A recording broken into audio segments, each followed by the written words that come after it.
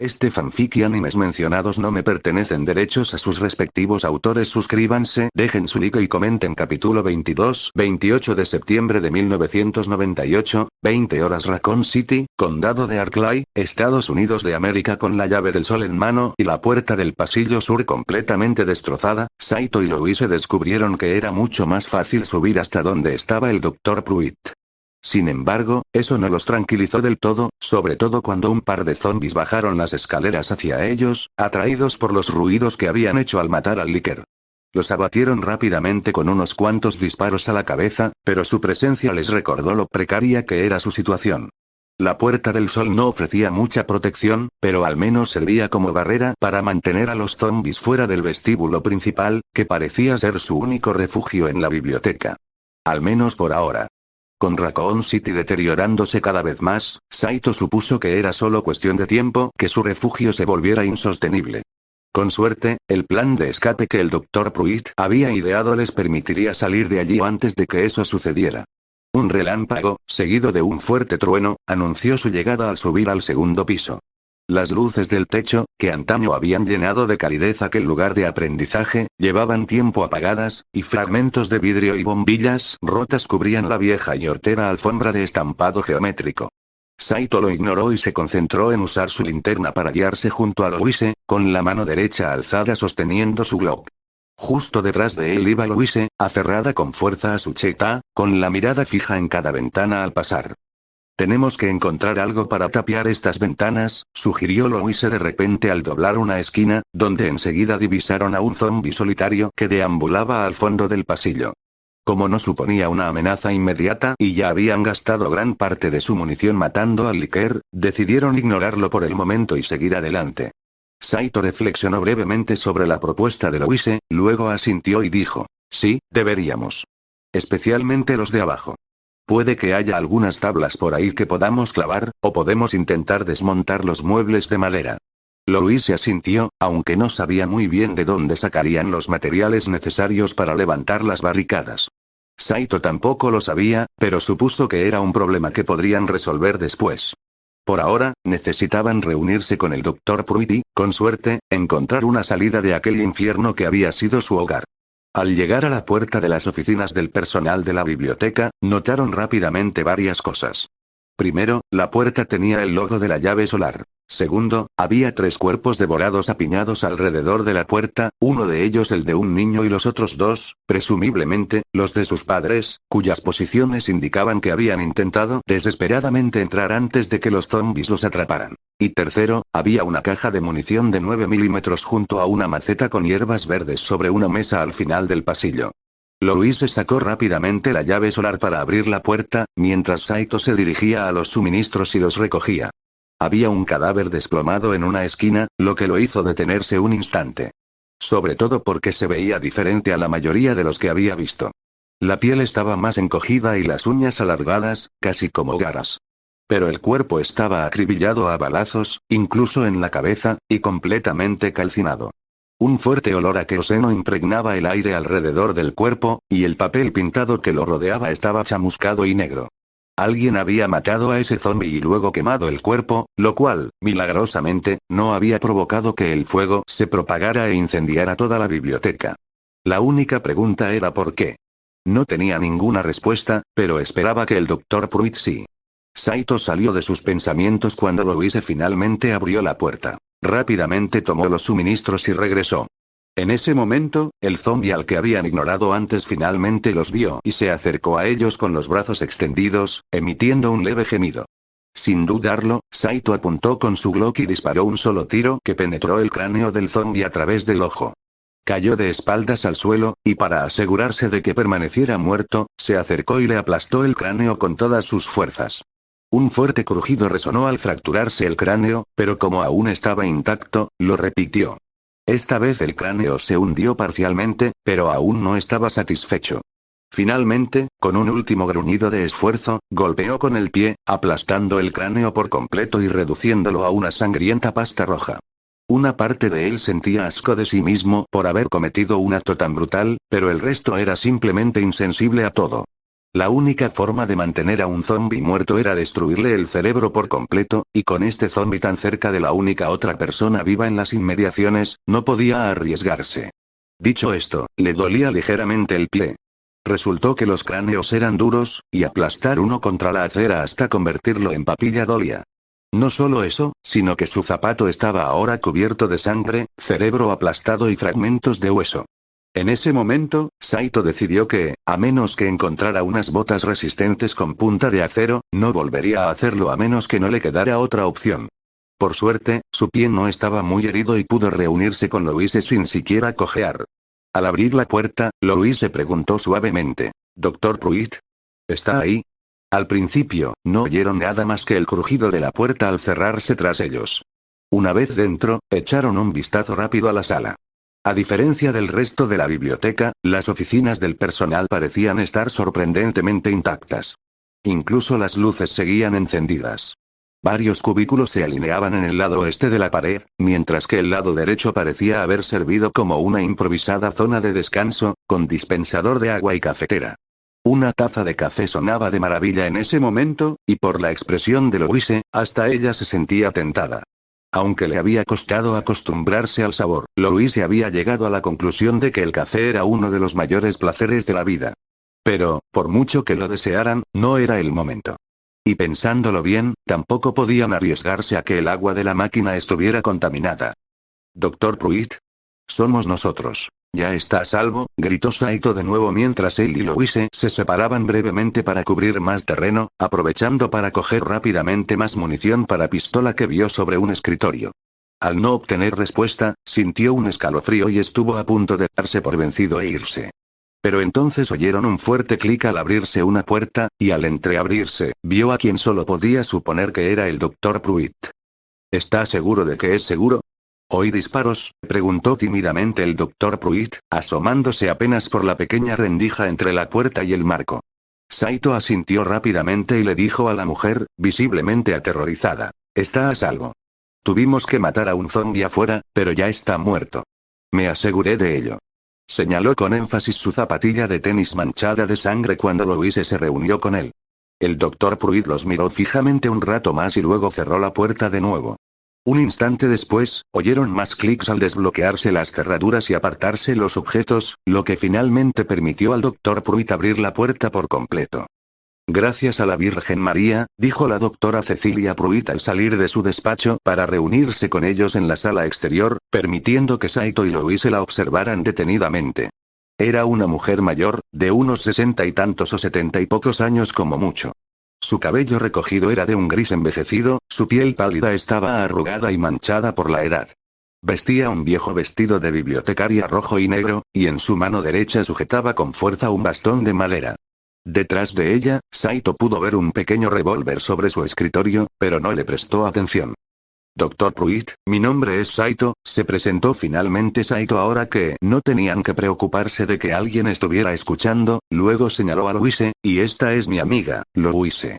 La doctora Pruitt les sonrió a ambos, luego sus ojos se abrieron ligeramente al reconocerlos antes de que soltara una cálida risita y dijera: «Esperen, los reconozco». «¿De verdad?», preguntó Louise, con la voz repentinamente tensa, lo que provocó que el Dr. Pruitt retrocediera ligeramente asustado. «No, no. Es solo que, no veo a mucha gente con el pelo largo y rosa brillante.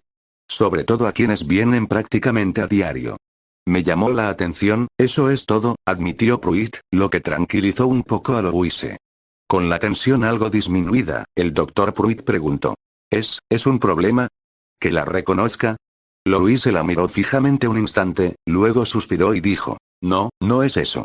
Lo siento, es solo que, ¿hasta qué punto eres consciente de la situación?». «Me temo que no mucho», admitió Pruitt mientras negaba con la cabeza.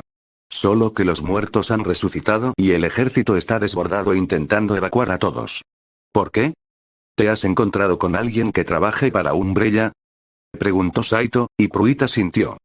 «Sí, de hecho.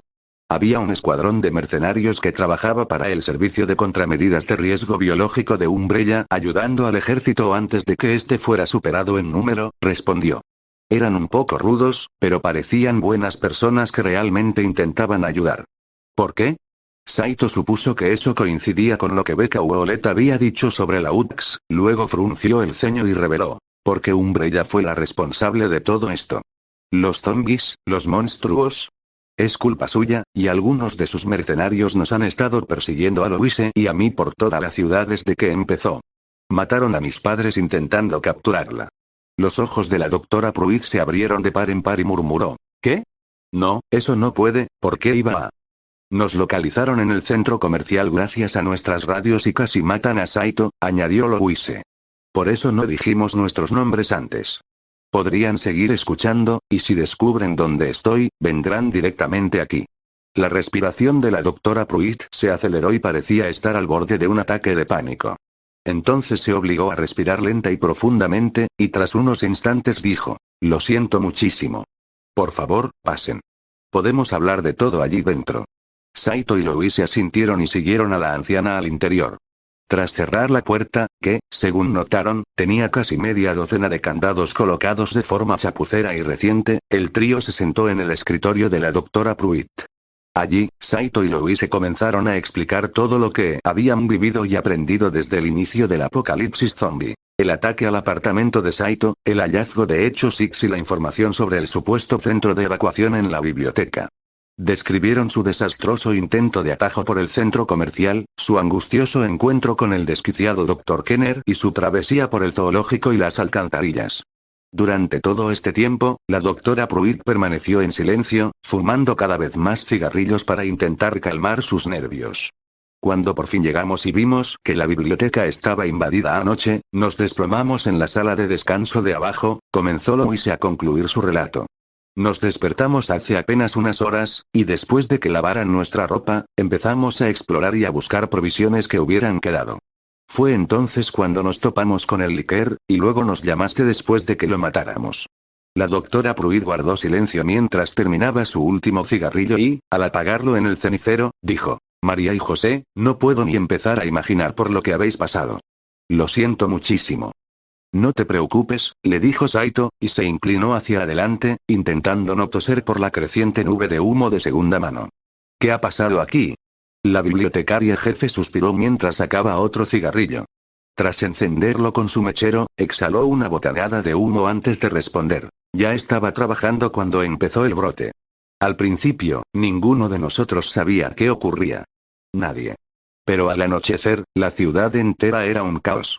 El ejército y la UX llegaron poco después, haciendo entrar a la gente mientras establecían defensas. Usaban la azotea como pista de evacuación aérea y empezaron casi de inmediato. Perdí la cuenta de cuántas personas pasaron. Pero se centraron en sacar primero a las familias y a los niños, y no todos estaban libres de la enfermedad. Intentaron tratar a quien pudieron. A muchos los sacrificaron como si fueran animales rabiosos. Dio otra larga calada a su cigarrillo y continuó. El primer día creímos estar a salvo y que íbamos a escapar. Pero los zombies no paraban de llegar. Había demasiada gente intentando huir, y los helicópteros tardaban cada vez más en regresar. No sé exactamente cómo sucedió, pero, anoche todo se vino abajo. Los zombies irrumpieron y mataron a todos. Soy la única que queda. El rostro de Saito se ensombreció, luego respondió con dulzura. Lo siento mucho. ¿Cómo sobreviviste? Preguntó Louise, y el Dr. Pruitt señaló la habitación a su alrededor. Cuando todo empezó a desmoronarse, me encerré aquí, confirmó. No dejé entrar a nadie más. No podía arriesgarme. Sus pensamientos se dirigieron de inmediato a los cadáveres fuera de la oficina, y no pudo evitar fruncir el ceño ante las implicaciones. De reojo, vio que Louise también lo hacía. Según la descripción del Dr. Pruitt, ella se centró únicamente en protegerse cuando todo se desmoronó, lo que, como mínimo, resultó en la muerte de una joven familia cuando podría haber abierto la puerta y dejarlos entrar a salvo. Fue un acto que solo podía describir como una absoluta cobardía. Pero, claro, él no estaba en su lugar. Quizás realmente no había tiempo para dejarlos entrar, y tenía que admitir que en ese momento se centraría en salvarse a sí mismo y a Louise antes que a nadie. Aún así, el hecho de que ni siquiera lo hubiera intentado le resultaba inconcebible. Louise suspiró y negó con la cabeza, luego dijo, bueno, ahora que estamos de acuerdo, supongo que deberíamos centrarnos en qué hacer a continuación. Dr. Pruitt nos dijo que tenía un plan para salir de aquí. ¿Le importaría compartirlo? Sí, sí. Claro, dijo la bibliotecaria, luego se giró en su silla y puso la mano sobre un viejo y voluminoso aparato de radio aficionado de los años 60. Empezó a explicar. Como les comenté antes, mi nieto me regaló esta radio. Le apasiona y pensó que me gustaría. Al principio funcionaba, y hablamos por ella varias veces. Pero hace unos años dejó de funcionar, y nunca la llevé a arreglar. Después de eso, solo servía de adorno, pero cuando llegó el ejército y convirtió la biblioteca en una pequeña fortaleza, uno de sus ingenieros la revisó. Me dijo que, a pesar de su antigüedad, la radio estaba en muy buen estado y que solo necesitaba algunas piezas para repararse. ¿Y esas partes serían? Preguntó Saito mientras se inclinaba hacia adelante, al igual que Louise. Solo necesita algunos fusibles nuevos, confirmó el Dr. Pruitt. Ahora que lo pienso, es vergonzoso que hayamos tardado tanto en darnos cuenta. Aparte de eso, la radio funciona perfectamente, salvo por el micrófono y los cables que le faltan. Cambiar unos fusibles no parece muy difícil, admitió Saito, recordando cuando ayudaba a su padre a cambiar los fusibles del apartamento y del coche familiar. Ninguno de los dos era electricista, pero en su opinión era una tarea bastante sencilla. Luego miró al Dr. Pruitt y preguntó. ¿Sabe dónde podemos encontrar fusibles y cables? Guardé los cables y el micrófono en el sótano cuando se averió la radio, respondió el Dr. Pruitt. Deberían seguir ahí. En cuanto a los fusibles, la cosa se complica un poco. Normalmente también estarían ahí abajo, pero el día que empezó este maldito brote, se fue la luz en el invernadero. Los técnicos se llevaron la caja de fusibles para arreglarlo y nunca volvieron. Louise asintió y dijo. Entonces, tenemos que bajar al sótano a buscar los cables de la radio y salir al invernadero a buscar los fusibles. No parece muy difícil. ¿Necesitamos algo más? Sí, hay una cosa más, confirmó el Dr. Pruitt. El ejército instaló un generador de gasolina en el tejado para asegurar que la antena de radio siguiera funcionando incluso si fallaba la red eléctrica de la ciudad. Ese generador se quedó sin gasolina hace horas, y sin él, la radio no sirve para nada. No podríamos captar ninguna señal, y mucho menos transmitirla nosotros mismos. Eso sí que era un problema, Saito tuvo que admitirlo. Pero, al menos en apariencia, era un problema fácil de solucionar. Señalando vagamente con el brazo hacia atrás, declaró, hay una gasolinera estaña no muy lejos de aquí. Probablemente podamos pasar a por allí y comprar gasolina para el generador. ¿Quieres decir salir afuera? Preguntó el Dr. Pruitt con temor, y Saito asintió. De todas formas, tendríamos que salir para llegar al invernadero. La única diferencia es que un camino se adentra en el bosque y el otro en la ciudad, señaló Louise. Francamente, no sé cuál es peor. Pero esa no es la cuestión importante. La cuestión importante es cuál abordamos primero. Saito tarareó mientras se tocaba la barbilla pensativo. Por un lado, conseguir los cables parecía la tarea más fácil. Solo tenían que bajar al sótano, rebuscar en las habitaciones y encontrar la caja de cables que necesitaban. Si se libraban de eso, no tendrían que preocuparse más. Pero, por otro lado, quizá convendría más intentar completar primero los objetivos más difíciles, ya fuera conseguir el gas o los fusibles. Sin duda, ayudaba que la lluvia hubiera amainado un poco desde que empezaron a hablar con el Dr. Pruitt, así que si querían salir, quizá fuera el momento. Y, por supuesto, estaba la escopeta M3 que quería sacar del UMB, para la que Louise tal vez hubiera encontrado la llave. Luego asintió para sí mismo y sugirió, creo que deberíamos dejar de lado el tema del gas cuanto antes. ¿Segura? Preguntó Louise arqueando una ceja. Yo habría ido a por los cables. Ahora que la tormenta ha amainado un poco, la verdad es que quizá no tengamos otra oportunidad, le dijo Saito. Además, de todas formas íbamos a salir otra vez para ver si la llave que encontraste abre el UMB. Mejor matar dos pájaros de un tiro. Louise reflexionó un momento, frunciendo el ceño pensativa, luego asintió y respondió. Tiene sentido.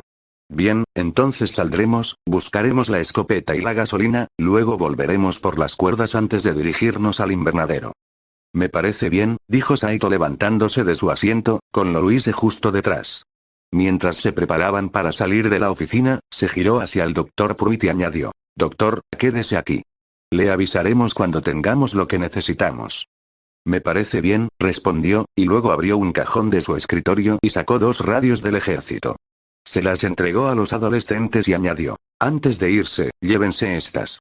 Son radios del ejército. Sé que tienen miedo de que Umbrella los encuentre, y apostaría a que estas son más seguras que los walkie-talkies que estaban usando antes. Saito no iba a preguntar cómo las había conseguido, así que asintió agradecido y cambió su vieja radio por la nueva. Sintonizó una frecuencia que esperaba fuera segura, y él y Louise se despidieron con un gesto de la anciana que los acompañó a la salida y cerró la puerta tras ellos. Un instante después, sonaron varios cerrojos cuando ella volvió a encerrarse dentro. Antes de abandonar la relativa seguridad de la oficina, Saito y Louise se aseguraron de recargar sus cargadores vacíos con munición nueva. No les llevó mucho tiempo, ya que solo tenían que ocuparse de sus pistolas y no tenían que preocuparse de zombies ni de ningún otro horror infernal que intentara devorarlos. Una vez que terminaron, comenzaron a salir de la biblioteca, y Louise cerró la puerta de la oficina con llave tras ellos. Lo último que querían era que un zombie atacara a la doctora Pruitt por haber dejado la puerta sin llave por descuido. Claro, tenía un revólver para protegerse, pero eso no garantizaba que estuviera a salvo ni que tuviera buena puntería. Era mejor mantenerla a salvo que dejar la posibilidad abierta. Por suerte, parecía que la biblioteca estaba libre de zombies, al menos por el momento. Si eso se debía a que Saito y Louise habían acabado con todos los que estaban dentro o si había alguno que se les había escapado, en realidad no les importaba. Lo que sí les importaba era desmontar con sumo cuidado la barricada improvisada que habían levantado para bloquear la puerta principal al llegar. Saito sabía de antemano que tendrían que hacerlo si querían volver a salir a buscar la escopeta M3, pero había subestimado lo difícil que sería. Él y Louise tenían que asegurarse de que cada pieza que quitaran no hiciera que toda la estructura se derrumbara sobre ellos como una torre de Jenga. Al menos no tenían que preocuparse por ningún peligro inmediato, así que podían concentrarse por completo en la tarea que tenían entre manos. Finalmente, los dos adolescentes lograron despejar la barricada lo suficiente como para poder llegar a la puerta y abrirla. Una vez fuera, miraron rápidamente a su alrededor para comprobar si había alguna amenaza cerca. Por suerte, no parecía haber ninguna, así que salieron del edificio y cerraron la gruesa puerta doble tras ellos. Bien, la gasolinera está justo por allá, anunció Saito, señalando con el brazo hacia la calle frente a la biblioteca. Aunque la lluvia y la oscuridad dificultaban la visión, y el laberinto de escombros, vehículos abandonados y barricadas que bordeaban la calle no ayudaba en absoluto, pudo divisar la gasolinera Stagla al final. Parecía que las luces seguían encendidas, lo que, con suerte, facilitaría la obtención de lo que necesitaban. Louise también pudo ver la gasolinera y luego preguntó, ¿cómo vamos a conseguir el combustible y traerlo aquí? En realidad era una buena pregunta, una para la que Saito no tenía respuesta. Tras pensarlo un momento, sugirió, si no conseguimos que funcionen las bombas, podríamos buscar una manguera y extraer la gasolina de algún depósito cercano. Para traerla aquí, o encontramos bidones de combustible, o la embotellamos. Siendo sincero, prefería meter la gasolina en una garrafa. Intentar ponerla en una botella de plástico o de vidrio aumentaba demasiado las posibilidades de que algo saliera mal. Los residuos líquidos del recipiente podrían contaminar la gasolina, lo que inevitablemente provocaría que el generador se averiara y quedara reducido a un ladrillo. Además, dudaba que un envase de plástico pudiera soportar la gasolina. El plástico podría corroerse. Saito no estaba del todo seguro, pero no quería arriesgarse. Ahora bien, si no encontraban una bombona de gas, tendrían que apañárselas con lo que pudieran conseguir. Si eso significaba arriesgarse a que el generador durara lo suficiente con combustible contaminado para cumplir su función, no les quedaría más remedio. Ojalá no fuera necesario llegar a eso. Saito negó con la cabeza, dirigió su atención hacia el umbe cerrado y dijo, primero lo primero, veamos si esa llave que encontraste lo abre. Louise asintió, sacó el llavero, lo apuntó hacia el vehículo militar cerrado y pulsó el botón de desbloqueo. Saito contuvo la respiración mientras ella presionaba con el pulgar, ambos esperando que funcionara y les permitiera acceder a los valiosos tesoros que guardaba en su interior, y rezando para que no se activara ninguna alarma y atrajera a una horda. Por suerte, en lugar de una alarma, solo oyeron un clic al desbloquearse el umbe, lo que hizo que Saito y Louise soltaran el aire que contenían. Caminando a paso ligero, Saito llegó primero al umbe y extendió la mano hacia la manija. Abrir la gruesa puerta metálica le costó más esfuerzo del que había previsto. Pero, claro, la mayoría de los coches en los que había viajado no eran antibalas, así que supuso que era lógico que las puertas fueran más pesadas. Con un gruñido de esfuerzo, abrió la puerta del todo e inmediatamente le golpeó el hedor a descomposición del cuerpo en el interior. Ya estaba acostumbrado, así que lo ignoró mientras subía al vehículo para registrarlo en busca de algo útil. Lo primero que hizo fue arrebatarle la escopeta Benelli M3 de las manos frías y sin vida del soldado. Aunque ya se había insensibilizado ante la muerte, tuvo que admitir que quitarle la escopeta del cuerpo le produjo cierta incomodidad. Sobre todo porque al hacerlo tuvo que acercarse bastante a la cabeza destrozada del hombre. Intentó ignorarlo y, finalmente, logró quitársela de la mano. Al salir del vehículo, tiró ligeramente de la palanca de carga para comprobar si estaba cargada. Enseguida vio un cartucho en la recámara y otro en el tubo, listo para ocupar su lugar. Asintiendo para sí mismo, Saito puso el seguro y se echó la escopeta al hombro. Luego volvió a entrar para buscar munición. En ese mismo instante, oyó a Louise abrir el maletero del Humvee, sin duda con la intención de hacer lo mismo. «Saito, qué suerte tenemos», anunció alegremente cuando Saito encontró unas latas de munición llenas de cajas de cartuchos de escopeta, balas de rifle, cartuchos de pistola y más. «Aquí hay unos bidones y una manguera». «¿Hay algo dentro?», preguntó Saito mientras asomaba la cabeza para mirar a Louise, que sostenía dos bidones de acero pintados de rojo brillante. Pero Louise negó con la cabeza tristemente y respondió: «No, están vacías». «Claro que no sería tan fácil», gruñó Saito. «Deben haber usado el gas que ya estaba ahí para alimentar el generador desde el principio».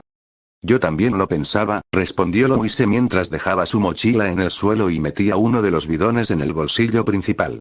Entraba justo, pero logró colocarlo. Luego se acercó a la mochila que Saito le ofrecía e hizo lo mismo antes de dejarla junto a la rueda del Humvee.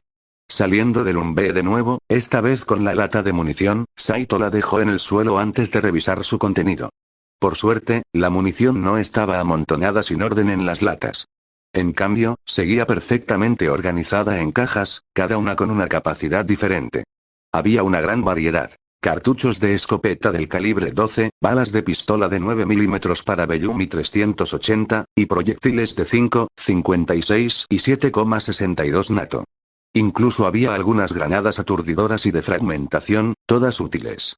Sacó un cartucho del calibre 12 y lo introdujo en el tubo del M3. Sin embargo, al intentarlo por segunda vez, encontró resistencia y no pudo.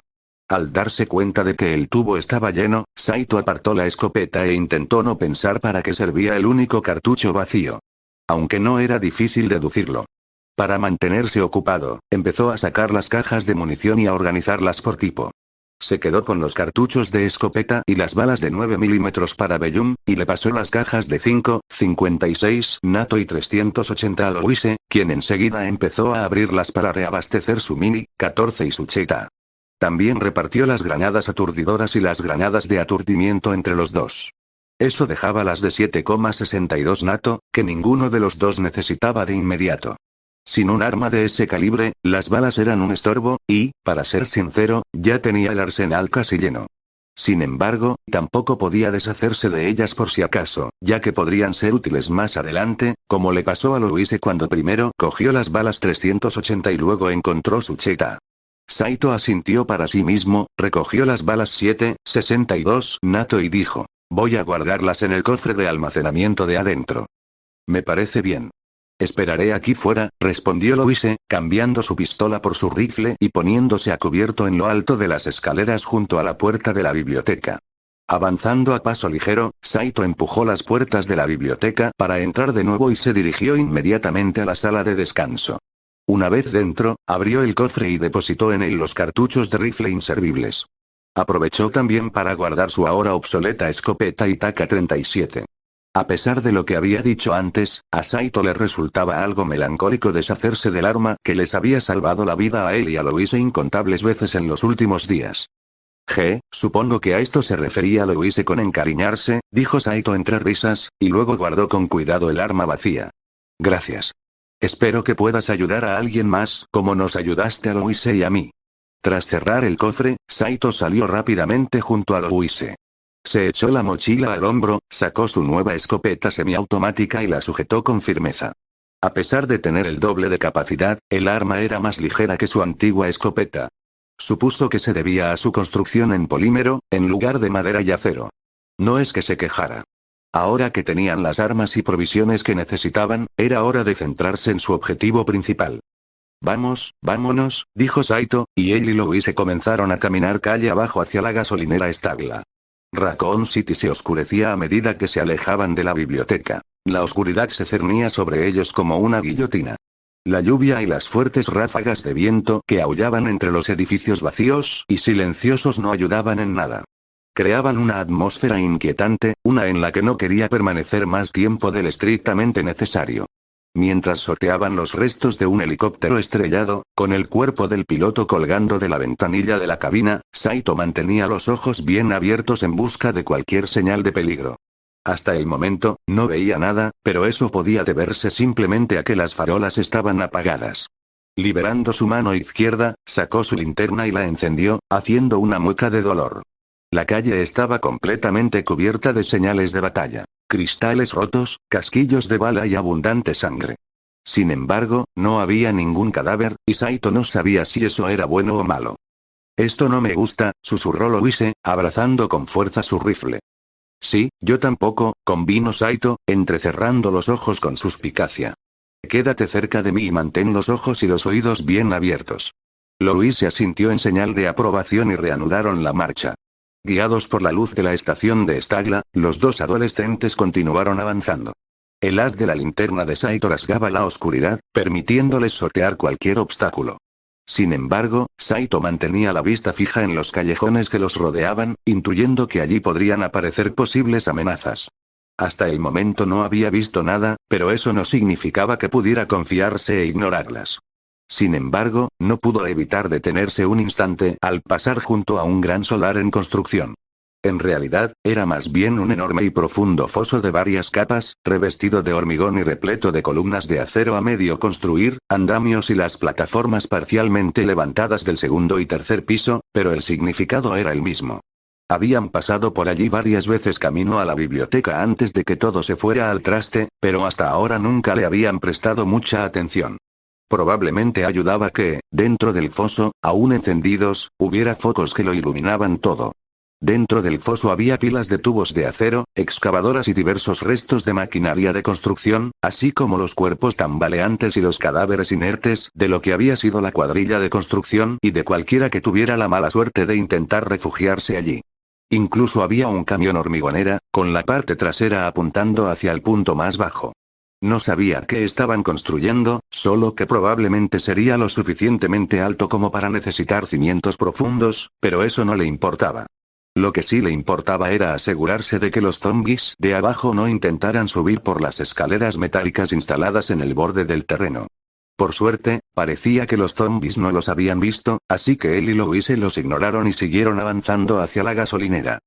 Saito, he estado pensando, comenzó a susurrar Louise mientras se acercaban a una barricada de alambre, lo que los obligó a atravesar un callejón cercano para rodearla. ¿Y qué? Preguntó Saito, sintiendo cómo se le erizaban los pelos de la nuca al entrar en un ambiente más claustrofóbico. Bueno, ahora que tenemos una especie de plan de escape, ¿qué haremos cuando salgamos de aquí? Saito también había estado pensando en eso, e inmediatamente respondió. Bueno, lo primero es lo primero. Entregamos todas las pruebas que hemos encontrado a las autoridades y les damos todo lo que necesitan para hundir a Umbrella. Testimonios y demás. No podemos permitir que se salgan con la suya. No creo que debamos preocuparnos por eso, admitió Louise, y luego preguntó en voz más baja. Pero, ¿qué pasará después? ¿A dónde iremos? Esa era una pregunta más difícil, y Saito suspiró y admitió. Sinceramente, no lo sé. ¿No ibas a intentar encontrar una manera de volver a Terre? No sé si eso sea posible, respondió Louise negando con la cabeza. Voy a intentarlo, pero, no sé si podré, e incluso entonces, no sé qué me espera allí. Saito miró a Louise con ojos tristes, reconociendo las dificultades familiares que ella había descrito estar atravesando en su país. Pero antes de que pudiera decir nada, ella preguntó rápidamente. ¿Y tu familia? ¿Podrías vivir con ellos? En el rostro de Louise se vislumbró una mirada esperanzada, pero esta se desvaneció cuando Saito negó con la cabeza con tristeza y confirmó. Me temo que eso no es posible. Toda mi familia extendida vivía en Japón, y ya no están entre nosotros. Aunque, para empezar, no éramos muchos. Los ojos de Louise se abrieron de par en par, ya que nunca antes había oído a Saito hablar de su familia extensa, luego preguntó en voz baja. ¿Qué pasó? Bueno, mi papá era hijo único y mi mamá tenía un hermano mayor, empezó a explicar Saito. Nunca conocí a sus padres. En realidad, no. Su padre murió de cáncer de pulmón justo antes de que yo naciera, y su madre tuvo un aneurisma unos años después, cuando yo era muy pequeño. En cuanto a mi tío, venía a menudo, y siempre era muy divertido verlo. Pero también le gustaba beber y pedirle dinero a mi mamá. Solían discutir por teléfono sobre eso, y a veces la cosa se ponía tensa. Un día, bebió demasiado, salió a dar una vuelta en coche y accidentalmente se precipitó por un barranco. Eso fue, hace 8 años. Fundador, lo siento mucho, no lo sabía, dijo Louise. ¿Y los padres de tu padre? Saito no pudo evitar esbozar una suave sonrisa al recordar con cariño a sus otros abuelos, y luego respondió. Bueno, Fumio-chan y Kaori-chan, eran geniales. Los visitábamos todos los años en Navidad en Kobe. Siempre preparaban ampan, unos bollitos dulces rellenos de pasta de judías, y purín. En verano, íbamos a tomar helado de mochi. Les encantaba el mochi. Incluso le pusieron a su Shiba Inu el nombre de mochi. La sonrisa de Saito se desvaneció al revelar. Pero, hace 3 años, hubo un terremoto en la región de Anshin. Fue terrible, tan terrible que las fuerzas de autodefensa de Japón llamaron a mi madre para que volviera al servicio activo como piloto de rescate. Kobe fue la ciudad más afectada. Murieron más de 6.000 personas, más de la mitad solo en Kobe, entre ellas mis abuelos. Louise guardó silencio mientras una lágrima rodaba por la mejilla de Saito. Luego él la secó y reveló. Sí, mis padres eran todo lo que me quedaba. Eso y tú, supongo. Ella siguió en silencio, cuando de repente Louise abrazó a Saito con fuerza. El chico se sorprendió, pero le devolvió el abrazo. Al separarse, Louise le dijo. Voy a sacarnos de aquí, Saito. Te lo prometo. Saito la miró un instante y sonrió. Ambos sabían que no había garantía de que ella lo lograra, ni de que sobrevivieran lo suficiente para llegar a ese punto, pero, francamente, era mejor tener esperanza que dejarse vencer por la desesperación. Supuso que, en cierto modo, por eso seguían adelante. Si se detenían a reflexionar sobre su situación, sobre las probabilidades imposibles que tenían en contra, quizá no se recuperarían. Así que, en lugar de eso, continuaron avanzando, aferrándose desesperadamente a cualquier oportunidad de salir con vida. Antes de que Saito pudiera decirlo o pensar en nada más, oyeron un ladrido y el ruido de pasos apresurados. Sus ojos se abrieron de par en par e inmediatamente apuntó con su linterna al callejón, donde vio una jauría de perros zombies que corrían hacia ellos, babeando ansiosos por devorar carne fresca. Louise se apartó rápidamente de Saito y ya apuntaba con su rifle a los canes no muertos, pero Saito fue más rápido. Levantando la escopeta con ambas manos al hombro, apretó el gatillo, impactando la cabeza del primer perro con perdigones. El segundo disparo apenas rozó al otro, pero sin necesidad de recargar la semiautomática, pudo rematarlo rápidamente con un tercer disparo. Para entonces, Louise ya disparaba con su rifle y juntos lograron abatir a los perros antes de que pudieran acercarse. Respirando con dificultad, Saito miró su escopeta y contó los cartuchos que había gastado en el último enfrentamiento. Vio 6 en el suelo a sus pies. Tras unos instantes para calmarse, cargó 6 cartuchos nuevos en el cargador y exclamó. Bueno, menos mal que la agarré. Louise asintió en señal de aprobación, y juntos avanzaron por el callejón hacia la gasolinera. Por suerte, el resto de su excursión transcurrió sin mayores incidentes. Algunos zombies y perros no muertos se cruzaron en su camino, pero la pareja los eliminó o evitó rápidamente antes de seguir adelante por el callejón. Sin embargo, en algunas ocasiones, Saito y Louise tuvieron que atravesar edificios abandonados para continuar su camino, ya fuera por una puerta cerrada, un muro de escombros demasiado grande o inestable para escalar con seguridad, o simplemente por la gran cantidad de zombies que preferían evitar. Siempre que encontraban provisiones útiles, se aseguraban de recogerlas. Se trataba principalmente de algunas balas sueltas y alguna que otra hierba, aunque Saito logró encontrar un bate de béisbol de madera intacto para reemplazar el suyo viejo y roto. El cuerpo de la persona a la que pertenecía, lamentablemente, estaba mutilado e irreconocible. Ya llegamos, anunció Saito cuando finalmente salieron del callejón justo al lado de la estación de Stagla. Antes de cruzar la calle, él y Louise observaron con atención su entorno en busca de cualquier señal de peligro. Por lo que pudieron deducir, aquella gasolinera había sido escenario de mucha actividad en los últimos días. Junto a montones de basura y papeles sueltos, decenas de coches destrozados y calcinados bordeaban la calle, formando un pequeño laberinto de obstáculos que impedía el paso a cualquiera que intentara atravesarlo. Varias farolas habían sido derribadas, con algunos cables eléctricos rotos tirados en el suelo. Tendrían que evitarlos a toda costa, sobre todo porque muchas de las luces de la zona seguían encendidas. La gasolinera en sí estaba relativamente intacta, aunque claramente saqueada y con un aspecto deplorable. Pero uno de los pilares que sostenían el toldo había sido golpeado por un coche. El vehículo se había deformado por completo, el capó se había plegado alrededor de los restos del pilar y el cuerpo del conductor, destrozado, sobresalía parcialmente del parabrisas roto. La capota tenía una inclinación peligrosa y, por lo que Saito pudo ver, la única razón por la que no se había derrumbado ya era porque el propio coche servía de soporte improvisado. Un fuerte impacto y toda la estructura se desplomaría. Al final de la calle, una horda de zombies, iluminada desde atrás por un edificio de apartamentos en llamas, se extendía ante ellos. Afortunadamente, una barricada de alambrada pesada los contenía.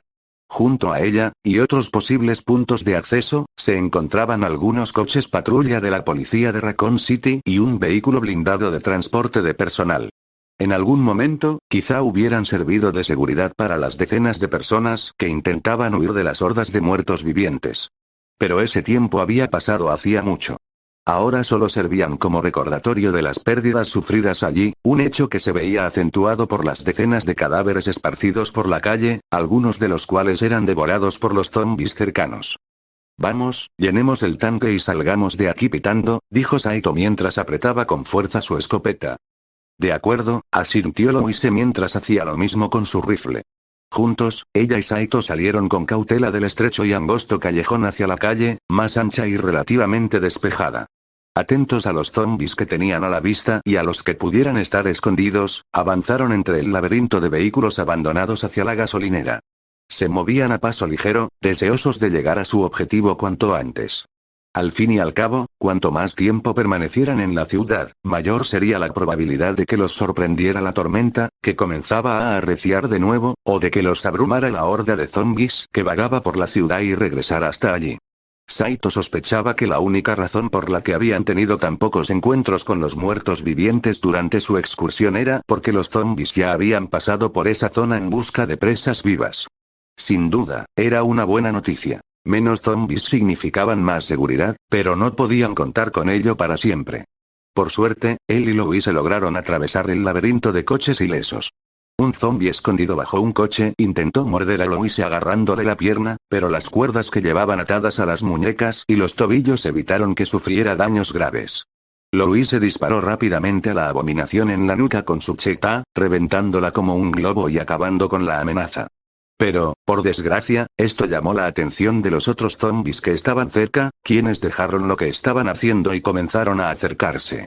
Apoyando su rifle en el hombro, Louise empezó a abatirlos como pudo.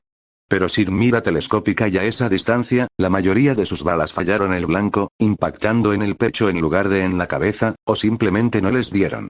Cuando se acercaron demasiado, Saito los eliminó rápidamente con su escopeta. Realmente necesito conseguir una mira telescópica para esto, murmuró Louise mientras cambiaba su cargador usado por uno nuevo. Esperemos encontrar uno, respondió Saito mientras introducía cartuchos en el tubo cargador de su escopeta. Con el camino despejado por el momento, Saito y Louise guardaron sus largos brazos a la espalda y se dirigieron hacia los surtidores de gasolina. La mayoría presentaban daños, desde agujeros de bala y mangueras rotas hasta algunos completamente volcados. Por razones obvias, eran inservibles. Afortunadamente, uno seguía intacto, así que se centraron en él. Pero mientras se arrodillaban junto al surtidor y sacaban sus bidones de gasolina y la manguera, un nuevo problema se hizo presente. Saito, ¿sabes cómo funciona esto?, preguntó Louise. Claro, solo tenemos que... Saito hizo una pausa y luego reflexionó sobre su situación actual antes de maldecir. Maldita sea. ¿Así que no sabes cómo usarlo? No, sí. El problema es que no podemos simplemente echar gasolina directamente del surtidor, respondió Saito, señalando hacia él. Allí vieron varios botones que indicaban el tipo de gasolina a la venta, así como ranuras para insertar billetes o tarjetas de crédito para el pago. El logotipo de la corporación Umbrella se exhibía con orgullo en la esquina superior derecha, pero ambos lo ignoraron. Para que el surtidor se encienda y puedas echar gasolina, primero tienes que pagar. Ya sea pagando en el surtidor o en la caja. Normalmente, ahora mismo a nadie le importaría pagar la gasolina cuando el mundo se está acabando. Pero estas máquinas están diseñadas así, y no sé cómo funciona la caja registradora para encenderlo. Louise frunció el ceño y miró más detenidamente el surtidor de gasolina antes de decir, ya veo. Entonces, tenemos que pagar de alguna manera por la gasolina antes de poder repostar. Sí, es una completa estupidez, murmuró Saito negando con la cabeza antes de levantarse. Por suerte, este acepta billetes de $. Así que, si buscamos un poco, quizá encontremos algo de dinero y lo metamos. Vamos. En realidad, interrumpió Louise de repente, abriendo mucho los ojos mientras buscaba frenéticamente en su mochila, tenemos suerte.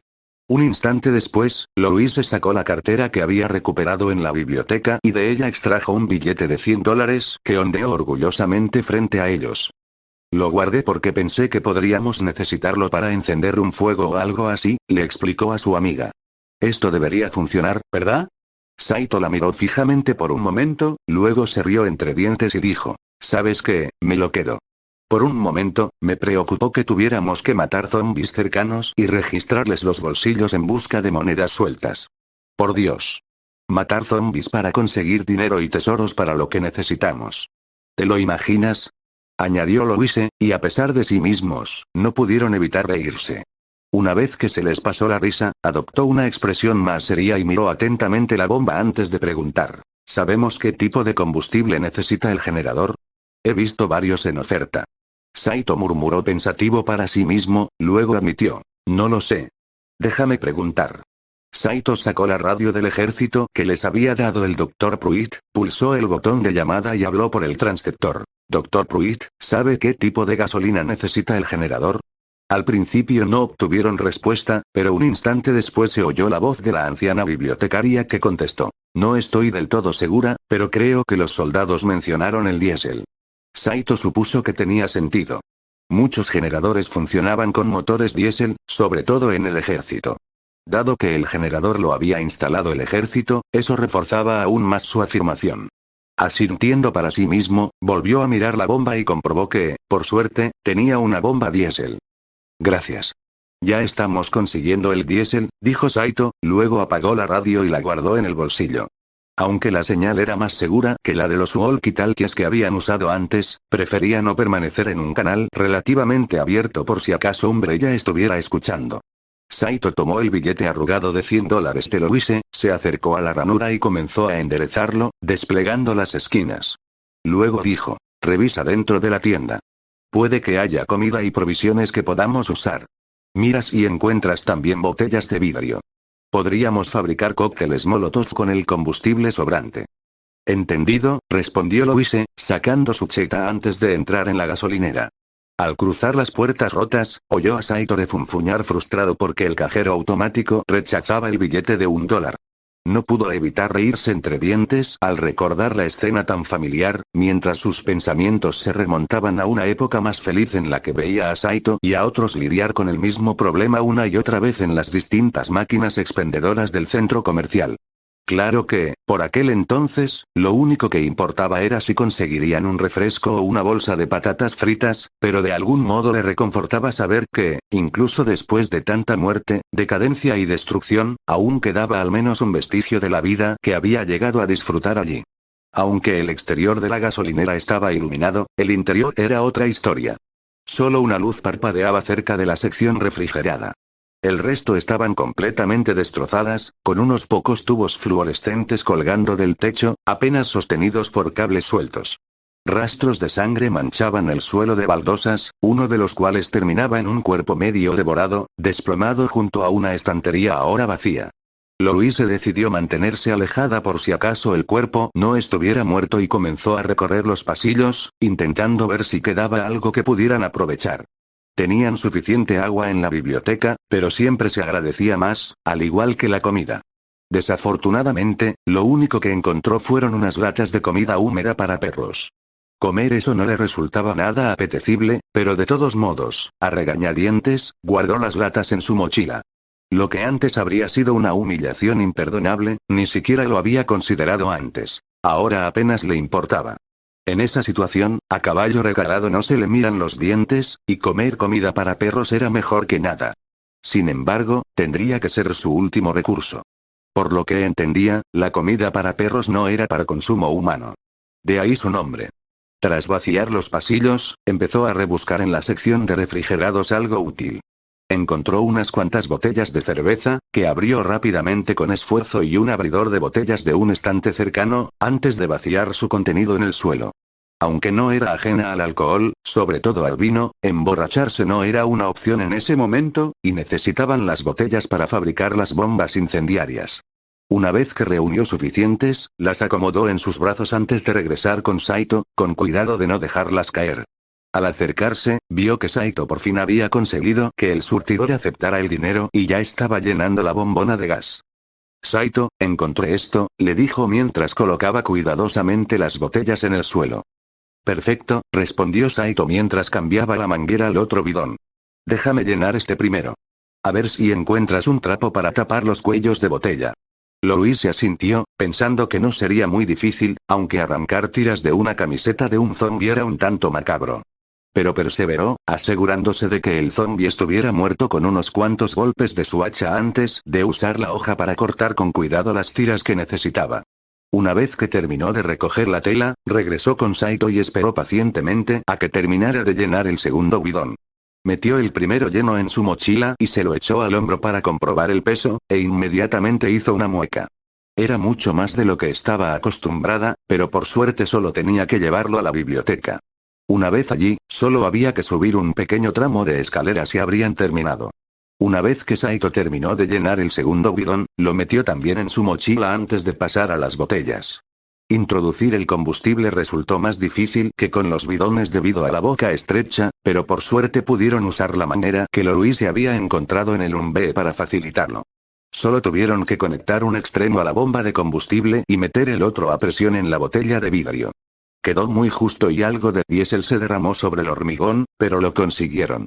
La pareja trabajaba en silencio. Louise vigilaba con el rifle listo por si aparecía algo. Mantenía la vista fija en la horda tras la barricada policial, temerosa de que pudiera ceder en cualquier momento. Algunos zombis los habían visto y golpeaban la alambrada, pero hasta el momento no habían logrado derribarla. A Louise no le importaba, pero aún así los vigilaba. Bien, creo que hemos terminado, declaró Saito mientras terminaba de llenar las últimas botellas de vidrio. Tras colocar la bomba de combustible en su sitio, él y Louise metieron los trozos de tela en las aberturas y los ataron para sellar las bombas incendiarias antes de guardarlas en los bolsillos laterales de sus mochilas. Bien, vamos a... comenzó Louise, pero fue interrumpida por un fuerte estruendo metálico proveniente de un callejón cercano, como si hubieran volcado un contenedor de basura. La pareja dirigió inmediatamente su atención hacia el ruido, apuntando sus rifles largos hacia la abertura. Su corazón se aceleró y sintió un escalofrío. Ella y Saito comenzaron a dispersarse, cubriendo la entrada del callejón desde distintos ángulos y asegurándose de no alcanzarse mutuamente en la línea de fuego. Pronto, pudo oír pasos frenéticos. Algo corría hacia ellos, pero no tenía ni idea de qué era. Podrían ser más perros o un nuevo tipo de zombi con el que nunca se habían topado. No tardó en aparecer una silueta humanoide, corriendo a toda velocidad hacia la luz. Louise iba a gritar para advertirle cuando la figura finalmente salió del callejón, y vio que se trataba de un hombre con un uniforme militar ensangrentado. Llevaba una bandolera con varias granadas de 40 milímetros y en las manos un lanzagranadas M203. Tenía la cabeza completamente girada, concentrado únicamente en lo que quedaba atrás, como si huyera de algo y no le importara lo que tenía delante. Solo al entrar en la luz vio a los dos adolescentes, y a ella le horrorizó el terror que reflejaba su rostro. Pero tropezó y cayó al suelo, dejando al descubierto más heridas. «Dios mío», murmuró Saito antes de correr hacia el soldado caído. Mirando a su alrededor, echó un vistazo a la gasolinera antes de levantar al hombre por los hombros. «Louise, cúbreme», ordenó Saito mientras arrastraba al hombre hacia la gasolinera. Louise se interpuso, con el rifle en alto apuntando hacia el callejón, cubriéndolos. Una vez dentro, llevaron al hombre a una trastienda, lo sentaron en una silla y tomaron un spray de primeros auxilios. Quédate quieto, dijo Saito suavemente mientras comenzaba a administrarle los primeros auxilios, mientras Louise preparaba unas hierbas para alimentarlo. Pero el soldado, cuya placa decía Jenkins, intentó ahuyentarlos con la mano antes de murmurar. Chicos, corran. No es seguro. No malgastes tu energía. Toma, come esto, le reprendió Louise mientras intentaba darle una botella de agua y las hierbas. Jenkins los observó un instante mientras Saito abría la camisa del hombre, haciendo una mueca al ver los enormes moretones y cortes en su torso. Louise palideció también, sin estar segura de si las hierbas y el spray de primeros auxilios serían suficientes, pero obligó al hombre débil a ingerir las hierbas y el agua de todos modos. Mientras el hombre masticaba y tragaba, vio que algunas de las heridas menos graves comenzaban a cicatrizar y desaparecer de inmediato. Pero las heridas más profundas permanecían. Jenkins bebió de un trago la botella de agua y se limpió el exceso de los labios antes de decir, gracias, gracias. Está bien, dijo Saito, arrodillándose frente al hombre aterrorizado. ¿Qué pasó? ¿De qué huías? ¿De zombies? El soldado, respirando con dificultad y aferrado a su lanzagranadas como a un salvavidas, miró a su alrededor como si algo pudiera surgir de la nada antes de responder. No tengo ni idea. Mi escuadrón y yo, estábamos escoltando civiles al centro de evacuación. Estábamos acabando con esos zombies a diestra y siniestra, y entonces, apareció esa cosa. ¿Cosa? Repitió Louise antes de mirar brevemente a Saito. ¿Qué cosa? Aún respirando con dificultad y al borde de un ataque de pánico, Jenkins continuó. El mando lo llamaba tirano. Era una monstruosidad enorme y descomunal que apareció de la nada. Le lanzamos todo lo que teníamos. Balas, granadas. El sargento incluso intentó embestirlo con el UMB, y ni se inmutó. Lo único que conseguimos fue ralentizarlo. Jenkins, hiperventilando, exclamó. Oí cómo mataba a los demás. Tuve que correr, pero empezó a perseguirme. Sé que todavía me persigue. Tenemos que salir de aquí. Tranquilízate, intentó decirle Saito, pero el hombre no le hacía caso. Jenkins estaba presa del pánico, incapaz de procesar nada más que el terror del que había estado huyendo. A pesar de no haber visto a ese tirano en persona, Louise no pudo evitar sentir también el miedo. El último grupo de soldados estadounidenses con el que se topó fue Echo Six, y a juzgar por el uniforme, este hombre parecía pertenecer a la misma unidad de operaciones especiales. Si una sola criatura era capaz de aniquilar a un escuadrón entero de soldados resistiendo semejante potencia de fuego, ¿qué demonios era? No podía ser un zombi común. Lo único que se le ocurría era que se tratara de algún tipo de bow, pero eso podía significar cualquier cosa. Una parte de ella también recordaba lo que January Van Sant les había contado en el laboratorio del Dr. Kenner, sobre cómo el virus T era la abreviatura del virus tirano. ¿Estaban relacionados? Antes de que pudiera hacer ninguna pregunta, de repente comenzaron a oír pasos pesados que se acercaban desde afuera. Todos guardaron silencio, incluso Jenkins, quien murmuró. Dios mío, ya está aquí. Se lo traje. Debería irme.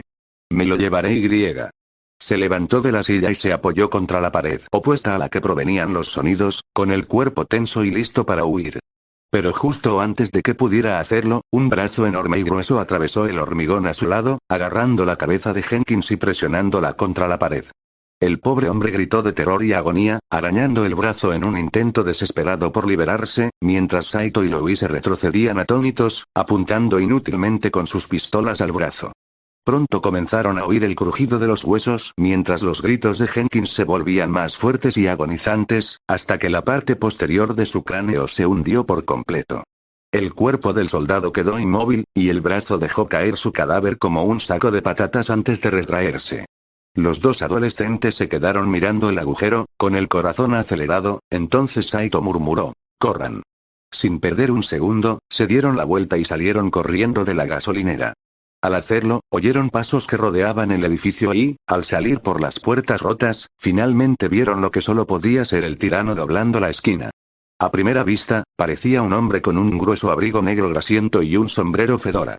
Pero bajo la luz, y al observarlo más de cerca, pudieron ver las extrañas diferencias. El tirano medía más de 2,5 metros, y su cuerpo estaba completamente cubierto por un abrigo, guantes y botas a juego.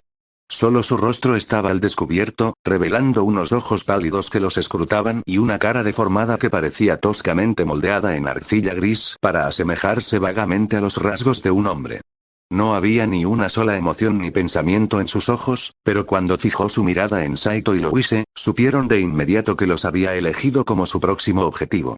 Los dos adolescentes abrieron fuego de inmediato, apuntando sus pistolas al rostro descubierto. A esa distancia, la mayoría de las balas impactaron en el pecho anormalmente grande, pero el abrigo, que presentaba graves daños de su anterior enfrentamiento con la Unidad de Fuerzas Especiales de Estados Unidos, protegió fácilmente al monstruo de los proyectiles de pequeño calibre. Algunas balas lograron alcanzarlo en la cara, pero aunque penetraron la piel, no llegaron muy lejos y, tras unos pasos, salieron despedidas de las marcas de impacto. Las pistolas no funcionan, gritó Saito mientras cambiaba a su escopeta y comenzaba a vaciar el cargador una y otra vez hacia la cabeza de la abominación. Louise hizo lo mismo con su rifle, intentando alcanzar el único trozo de carne expuesta que podían ver. Pero aunque los rifles causaban visiblemente más daño, e incluso Saito logró quitarle el sombrero, esto solo provocó que el tirano acelerara el paso, como si la pérdida del sombrero lo enfureciera. Saito apenas pudo esquivar un potente puñetazo del tirano, que atravesó por completo la pared exterior de la gasolinera. Pero antes de que Saito pudiera escapar, el tirano se giró más rápido de lo esperado, lo agarró por la cara y lo levantó en vilo. Al darse cuenta de lo que iba a hacer, Saito hizo lo único que se le ocurrió. Sacó su cuchillo lo más rápido que pudo y se lo clavó en el brazo. Pareció funcionar, pues al parecer le rozó un tendón y el tirano lo soltó de inmediato. Saito gimió levemente de dolor al caer al suelo y retrocedió a toda prisa. El tirano, mientras tanto, simplemente se arrancó el cábar del brazo y lo arrojó a un lado antes de flexionar los dedos, aparentemente ileso. Louise se abalanzó sobre él de inmediato, ayudando a su amigo a levantarse mientras recargaba su rifle y seguía disparando al monstruo que se acercaba de nuevo. Arrodillándose, Saito apuntó con su escopeta, que milagrosamente había logrado sujetar, y vació el cargador. Pero el fuego combinado no tuvo efecto, y el tirano simplemente caminó hacia ellos como si nada. Con el corazón acelerado, Louise sacó una granada aturdidora, le quitó el seguro y gritó: «Tápense los oídos». Lanzó la granada cegadora y apartó la mirada. Cayó a los pies del tirano, y un instante después explotó en una luz cegadora y un estruendo ensordecedor. Los dos adolescentes lograron protegerse justo a tiempo, pero el tirano no tuvo tanta suerte. Ahora deambulaba sin rumbo, agitando los brazos en un intento desesperado por atacar a lo que lo desorientaba. «Eso no va a funcionar por mucho tiempo». «¡Corre!», exclamó Saito mientras Louise lo ayudaba a ponerse de pie. Su predicción resultó acertada. El tirano dejó de tambalearse y se irguió. Volviéndose hacia los dos adolescentes que corrían por sus vidas, agarró un coche cercano y lo levantó por encima de sus cabezas. Luego lanzó el pesado vehículo hacia ellos, quienes lograron esquivarlo justo antes de que los alcanzara. El coche aterrizó y rodó por la calle, atravesando la barricada que daba a la biblioteca como una bola de bolos entre los bolos. «Joder», exclamó Saito al presenciar aquella impresionante demostración de fuerza. Pero no pudo quedarse boquiabierto mucho tiempo, pues el tirano ya se acercaba. Sacando uno de los cócteles Molotov que acababan de fabricar, Louise lo encendió con un mechero y lanzó la botella hacia él. El cristal se hizo añicos contra el pecho y lo cubrió por completo de diésel, de la cabeza a los pies, que se incendió al instante con la tela en llamas. A pesar de estar en llamas, el tirano siguió avanzando hacia ellos, sin inmutarse mientras su piel comenzaba a derretirse. «¿Cómo se mata a esta cosa?», gritó Louise aterrorizada, cambiando a su pistola en lugar de recargar su rifle. «No sé, sigue disparando», gritó Saito mientras disparaba desesperadamente con su Glock. Pero las balas no hacían efecto, y pronto las llamas se extinguieron al agotarse el combustible. Los adolescentes se vieron obligados a dispersarse cuando el tirano se acercó demasiado de nuevo, y mientras Louise recargaba su pistola y seguía disparando, se dio cuenta de que aquello no iba a funcionar. Simplemente no tenían la potencia de fuego suficiente para acabar con esa maldita cosa. Parecía que Saito también lo sabía. Si querían vivir, tenían que escapar, pero eso planteaba otro problema. Jenkins llevaba mucho tiempo huyendo de esa criatura, y ésta seguía persiguiéndolo sin descanso. Dar media vuelta y correr para salvar sus vidas no les garantizaría perderla de vista. Es más, podrían llevarla accidentalmente hacia la biblioteca. Tenían que atraparla, o al menos ralentizarla, pero ¿cómo?